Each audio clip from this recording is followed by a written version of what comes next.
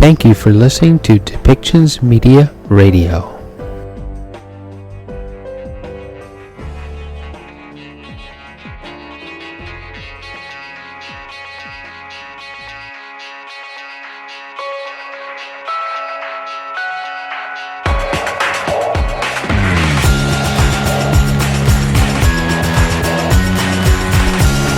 Welcome to Policy and Rights, the show about government policy and human rights.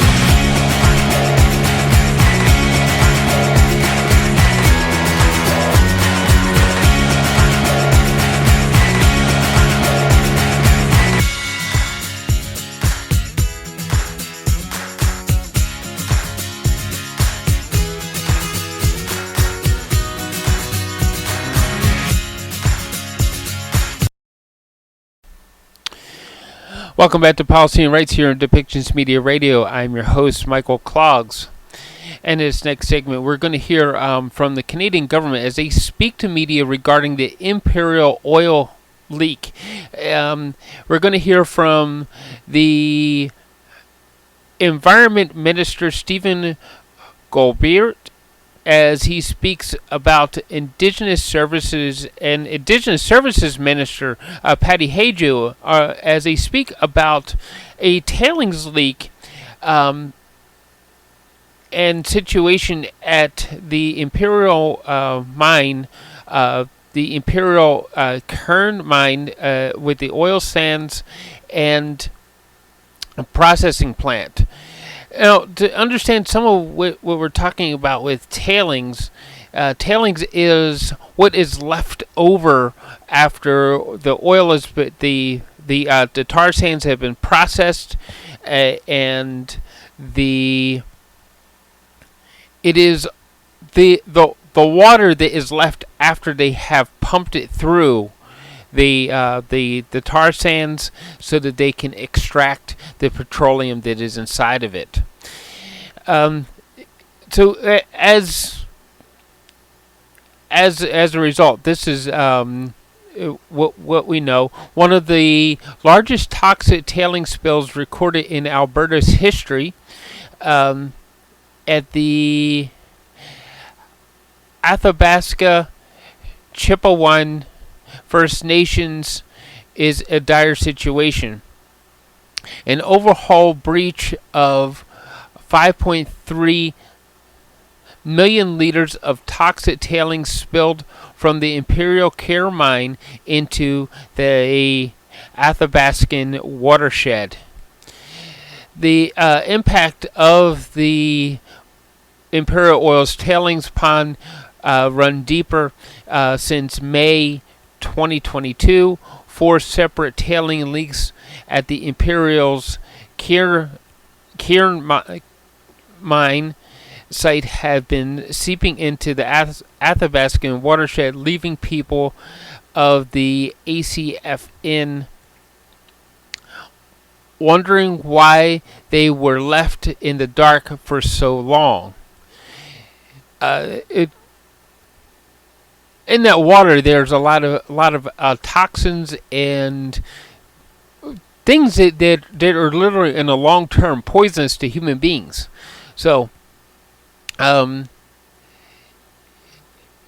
Jesse Cardinal, the executive director of the Keepers of the Water, in an interview, said to Rabble.ca that he is angry to find out about this. The community people literally didn't know. They're rushing around to inform the community people that there's a huge, massive toxic spill into that watershed.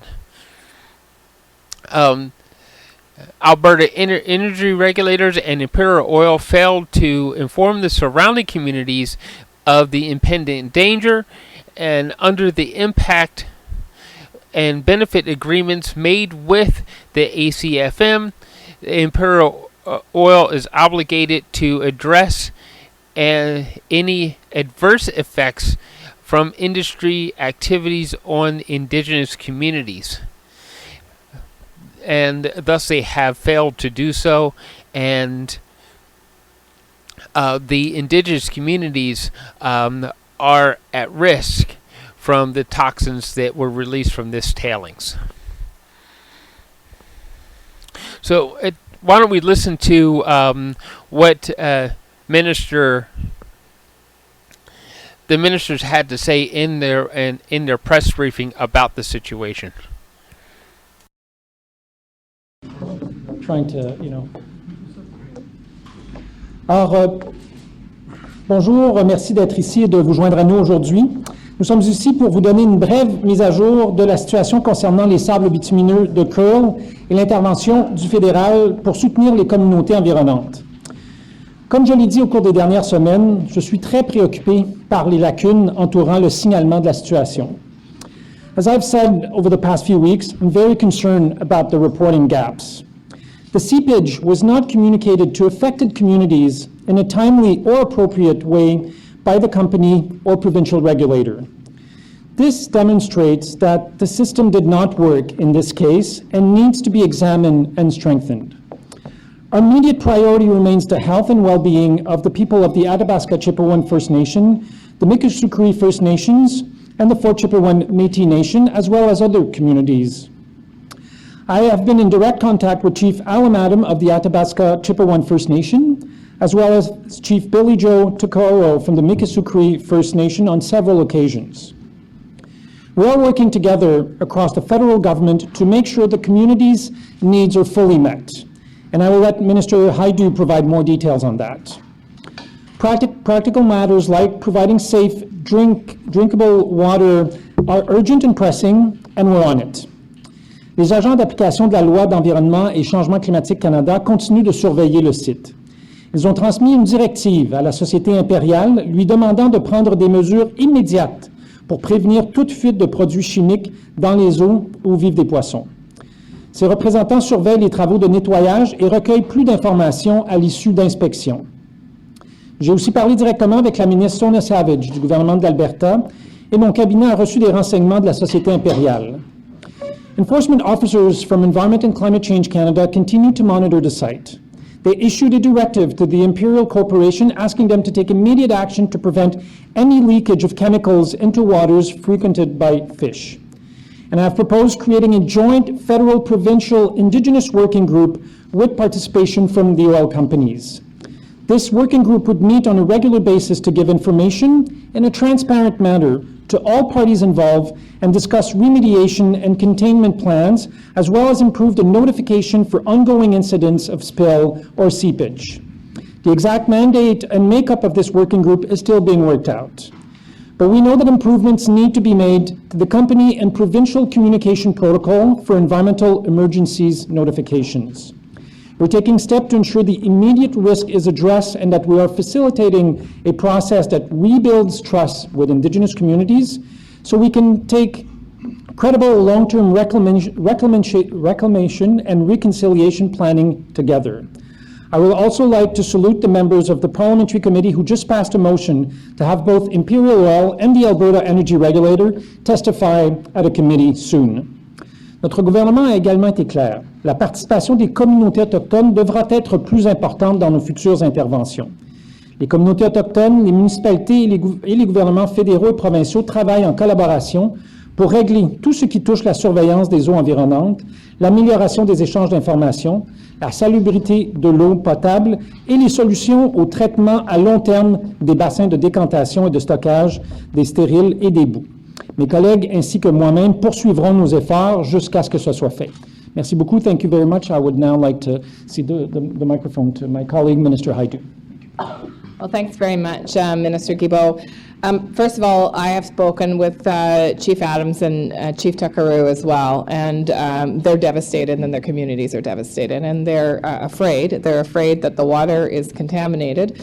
They have no trust or faith that the testing results are accurate, given the fact that both leaders and communities feel that they've been misled over the number of months that they haven't had information from either the Alberta government or Imperial Oil. And they're worried about the long-term sustainability of their way of life. And many community members hunt for subsistence. have been eating meat and other fish that they've gathered over the number of months that this seepage and leak has been occurring. So there's concerns about long-term health impact. And there's really just a complete lack of faith that the water is safe. So in the interim, Indigenous Services Canada is providing potable, drinkable water, bottled water, and covering all the costs to ensure that communities have water in the near future. Actually, the water has arrived in some cases and is on the way in others, but we will continue to provide that over the next period of time.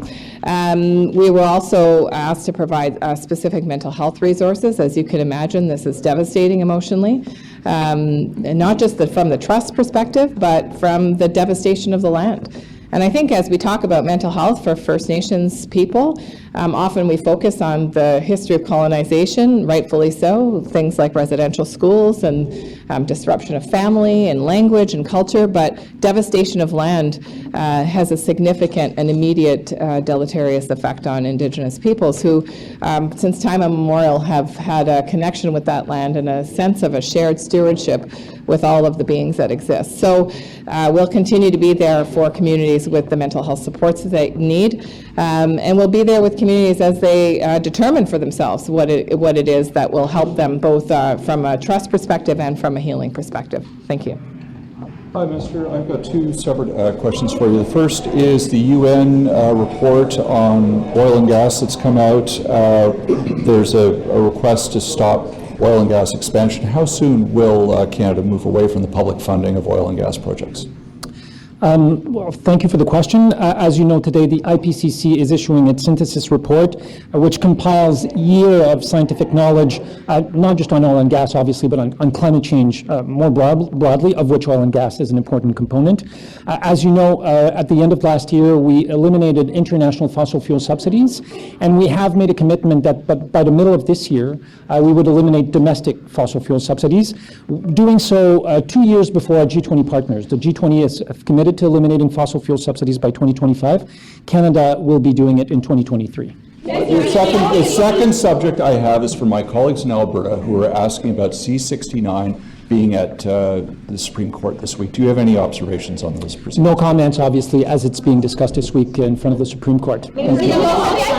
The IPCC suggests that in order to maintain or have a hope for 1.5, we need to be net zero by 2040, not 2050. Is that a workable goal for Canada? As you know, this is a new statement by the Intergovernmental Panel on Climate Change. Most of the world right now, I mean, there's about 67 or 70 countries in the world that have adopted net zero commitment for 2050. This is a new request from the Intergovernmental Panel on Climate Change, obviously one that we will study very carefully in Canada. It's one thing to simply say, well, you know, we want to reach this goal, but we have to give ourselves the means to get there, and we do that now in Canada for 2050. We will obviously need to take a second long, hard look at what the IPCC is proposing for 2040. On today's announcement, can you please address how it is that 9 months after this seeping, leaking happened, we still don't know how much has even been released into the environment? How is it that, like, we're nearing in on a year and we still have no information about how serious this is?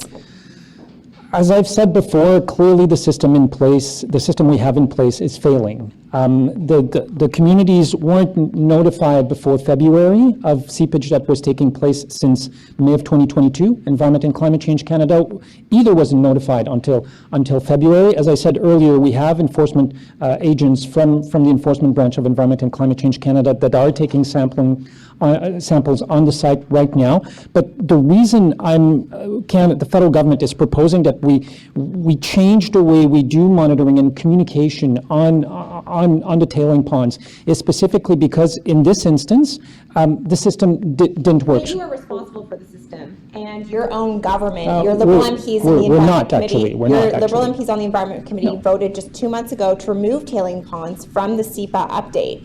And so you could have then had more leverage to request information proactively, to have more of a role in oversight. As you're well aware, the system as it is that companies need to communicate any leakage or seepage to the Alberta regulator, who then communicates it to the federal government. This is a provincial jurisdiction over which the federal government also has a role to play. I'm not saying we don't have a role to play here, but we don't have all the levers. And what I'm proposing is that we all sit together, Indigenous nations, federal government, Alberta government, as well as industry, to ensure that going forward, we have a better system. En français? Monsieur Guilbeault, concernant le rapport du GIEC, premièrement, il y a cette demande de ramener à 2040 la carboneutralité. Est-ce que le gouvernement du Canada est prêt à le faire, à investir là-dedans? Puis je vais vous poser la question en combo. Est-ce que vous vous engagez également, comme il est demandé, de cesser de subventionner donc de nouveaux projets ou d'approuver même de nouveaux projets pétroliers au Canada? Alors, comme vous le savez, nous avons pris l'engagement d'éliminer les subventions aux combustibles fossiles 2 ans plus tôt que nos partenaires du G20. Donc, l'engagement est de les éliminer d'ici 2025 au G20. Nous le ferons au Canada en 2023. Nous avons déjà éliminé à la fin de 2022 les subventions internationales. Ce qui nous reste à faire, c'est les subventions domestiques, d'une part. D'autre part, jusqu'à l'apparition de ce rapport-là, la demande du GIEC et de la communauté scientifique internationale était pour les pays d'atteindre la carboneutralité en 2050, ce à quoi le Canada s'est engagé. Nous avons d'ailleurs un projet de loi qui a été adopté dans cette Chambre là-dessus. C'est une nouvelle demande que le GIEC nous pose aujourd'hui, nous fait d'atteindre cette carboneutralité-là en 2040. C'est évidemment quelque chose que nous allons devoir regarder très sérieusement au Canada et très rapidement. Est-ce que c'est possible de le faire? Est-ce que c'est atteignable? Bien, évidemment, c'est une chose de dire, bon, il faut une cible pour 2040. Après ça, il faut se donner les moyens de le faire d'un point de vue législatif, réglementaire, d'un point de vue des investissements. Comme vous avez pu le constater, et c'est pas juste moi qui le dis, mais plusieurs représentants de groupes écologistes ont affirmé publiquement récemment que nous n'avons jamais vu un tel rythme de déploiement de mesures de lutte au changement climatique que celles que nous voyons présentement au Canada. En termes d'investissement, en termes de législation, en termes fiscaux, on pense notamment à la tarification carbone. Donc, nous allons poursuivre ce travail-là, mais maintenant, il faut regarder ce que le GIEC nous demande de faire de plus. The Mikisew First Nation sent a detailed request list to the Prime Minister over the weekend. Is the government going to accept all of those requests? Have you decided yet? They include moving the water intake to a safer location, funding a health study, a tailings ponds audit of all tailings ponds in the area, and training, monitoring, and, quote, real solutions for tailings ponds.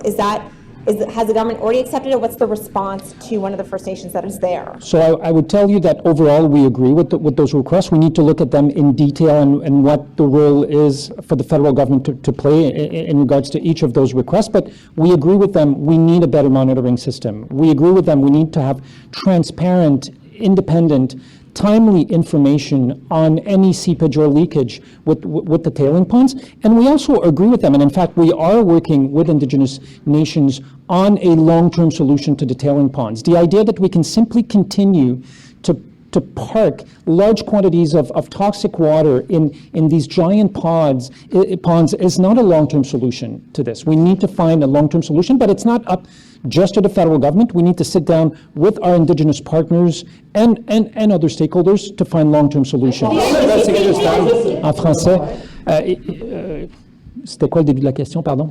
My question was around the Mikisew First Oui, d'accord. Alors, le gouvernement fédéral a reçu cette fin de semaine une demande de la communauté Mikisew de Fort Chipewyan qui nous demande de poser un certain nombre de gestes. Plusieurs de ces gestes-là auxquels nous nous sommes déjà engagés, donc la mise sur pied d'un groupe conjoint de travail qui permettra à tous les acteurs d'avoir en temps rapide une information fiable sur la situation avec l'eau contaminée dans ces lacs artificiels-là, d'une part. Donc, de façon générale, nous sommes très d'accord avec les demandes. On va devoir les regarder spécifiquement et voir quel rôle le gouvernement fédéral peut faire pour répondre à chacune de ces demandes-là. Mais l'idée qu'on peut continuer comme ça d'accumuler de l'eau toxique dans ces lacs, dans ces immenses lacs artificiels-là n'est pas une solution à long terme. Et ça, je pense que tout le monde s'entend là-dessus. Les peuples autochtones s'entendent là-dessus. Je pense que si vous parlez aux gens de l'industrie, ils vont vous dire que c'est pas une solution à long terme non plus. Et certainement, nous, au niveau du gouvernement fédéral, voulons trouver une solution durable d'un point de vue écologique, d'un point de vue santé publique à ce problème-là. We've heard these dire warnings for years now, and every time it seems that there's not enough progress, it's not done fast enough. What do you think the holdup is? Is it that there's not enough political will around the world? Do you think people have just resigned the fact that climate change is going to happen? There's not much more that we can really do? You're talking about climate change or tailing ponds? The climate change and the new UN report. I was at COP1 in 1995 in Berlin, and then many activists and scientists were saying we needed to do more to fight climate change. Very few countries were listening at the time. Very few people were listening at the time.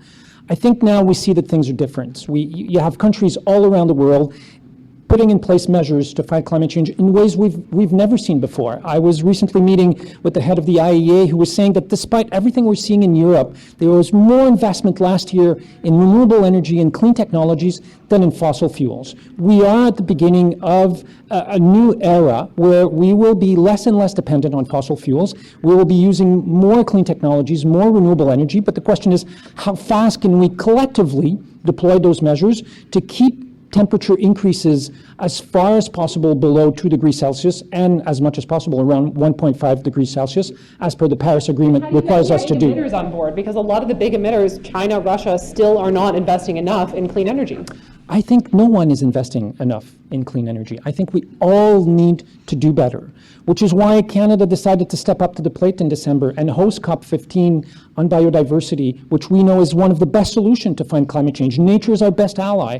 And we did that working with China, knowing that it would be difficult because our relationship with the Chinese government haven't been the best over the last few years. But we decided to do that because we felt we had a responsibility to help and the international community and to step up, and that's exactly what Canada's doing. The IPCC said that by... I'm sorry, he hasn't asked a question. Yeah, the report says the world needs to get closer to net zero, but closer to 2040 instead of 2050. Yes. Is that possible for Canada? As I said earlier, this is a new request from the IPCC. As of now, the request was to be net zero by 2050, which is what Canada has done. We've adopted legislation to do just that. So we will need to look carefully at this new request from the IPCC and see how we could try and reach net zero by 2040. The IPCC has also said that we need clean energy or clean electricity, by 2035. Canada is aiming for that, but they say, the IPCC says it has to be done without natural gas-fired power plants. Is Canada aiming to get rid of gas-fired power by 2035? So as you know, we're working on regulations to have a net zero electricity system by 2035. So if there still are fossil fuels being used to produce electricity in 2035, all of the emissions would have to be offsetted or captured. So from an emissions point of view, from an atmospheric point of view, we would see no new net increase in emissions from the electricity sector, which I think pretty much is what the IPCC is asking us to do, and Canada's doing it. So if there's no real consequences to companies like Imperial's, these oil spills, why would you think they're going to improve their reporting?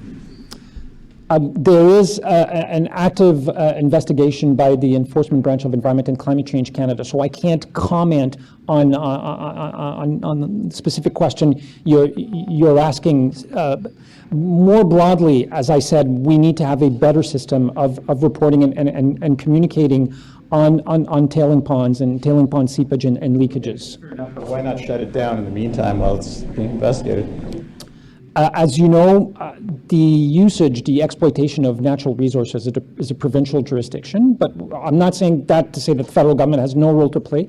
We clearly have a role to play, which is why we're here today, talking about all these things we are doing to address this problem. Sorry, I think the question is, you're saying this is a provincial jurisdiction, but you're also acknowledging a federal role. Yes. And in the federal oversight that your government and previous governments have agreed to and accepted, it has allowed this to happen. And so I wonder again if you could address how it is that the federal government okayed a system in which 9 months after a leak started, Imperial Oil still can't answer how much has been released but maintains that it's safe. I'm going to tell you why. Because under the previous government, Canada dismantled impact assessment in Canada. And we changed that with C-69. And right now, this week, we will be in court on the fact that 9 out of 10 provinces are challenging the fact that we should have better impact assessment in Canada. God forbid that we would have impact assessment where we hear concerns from Indigenous nations, where we work with them to assess projects that have impact on their daily lives. God forbid that we would have impact assessment in Canada that tackles climate change, which we couldn't do under the previous regime that the Harper government put in place. And the processes that we have in place, right now in Alberta on monitoring of tailing ponds are a result of what the previous government did, and we're working really hard to change that, including fighting all the way to the Supreme Court of Canada. Merci beaucoup. Thank you. Merci beaucoup.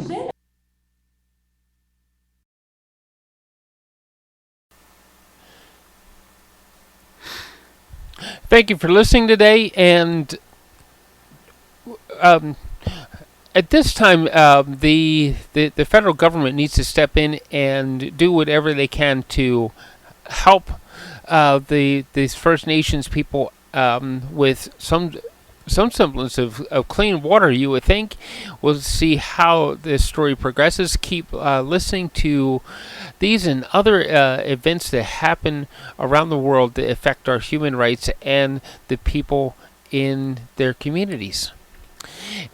Please do click on that support button or that subscribe button wherever you may see it, and continue listening to Policy and Rights here on Depictions Media Radio.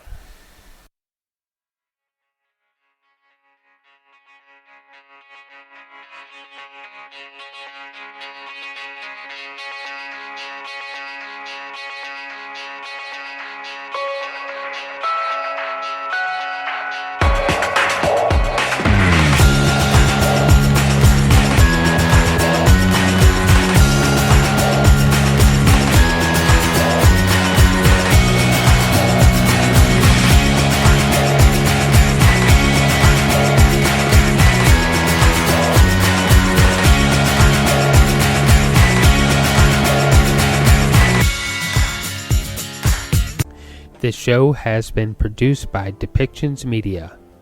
Please contact us at depictions.media for more information.